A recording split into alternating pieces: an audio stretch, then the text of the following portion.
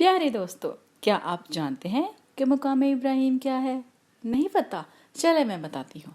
مقام ابراہیم وہ جگہ ہے جہاں پہ کھڑے ہو کے حضرت ابراہیم علیہ السلام نے خانہ کعبہ کی تعمیر فرمائی۔ جب اللہ تعالیٰ نے اپنے جلیل القدر پیغمبر حضرت ابراہیم علیہ السلام کو حکم دیا کہ وہ خانہ کعبہ کی تعمیر فرمائیں، تو انہوں نے اپنے بیٹے حضرت اسماعیل علیہ السلام کے ساتھ مل کر خانہ کعبہ کی تعمیر شروع کر دی۔